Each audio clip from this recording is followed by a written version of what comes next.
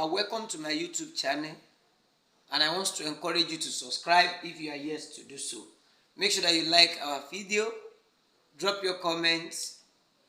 Thank you very much for that. Today's topic is logarithm and wants to simplify the following.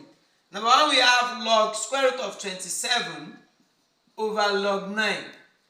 Don't forget that according to the law of indices, log square root of 27 is equivalent to log 27 raised to power half over log 9. And according to the law of indices, we can express 27 in index form, which will give us 3 raised to power 3. And likewise 9 will also be expressed in index form, which will give us 3 raised to power 2. So we are going to have log 3 raised to power 3. Half is outside, so we are going to have raised to power half over log 3 raised to power 2. Then we are going to have log 3 times half here will be 3 raised to power half. That will be 3 over 2 over log 3 raised to power 2. And according to the law of logarithm, all this power here can come to the back of the logarithm. So we are going to have 3 over 2 log 3 over 2 log 3. And according to the law of logarithm as well, this log 3 will eliminate this log 3. So we are going to have 3 over 2 divided by 2 over 1, which will give us 3 over 2 multiplied by 1 over 2. And our answer will be 3 over 4. Let's solve question 2. We have log base 10 of square root of 20 plus log base 10 of square root of 5 minus log base 10 of square root of 5. So according to law of logarithm, when we have the same base, we are going to apply the law, which will now be log 10.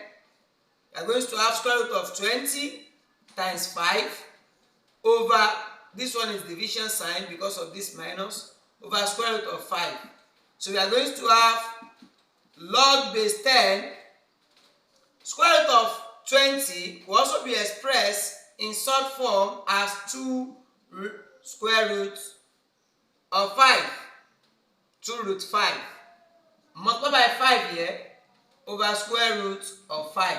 Since it is multiplication, square root of 5 here will eliminate square root of 5, and we are going to have log 10, 2 times 5 will also give us 10. And according to the law of logarithm, when you have the same base and the same logarithm, it will give us 1. Let's solve question 3. In this question 3, we have log base 5 25 minus log 3 27. Log base 5 square root log 5 log base 5 of 25 minus log base 3 of 27.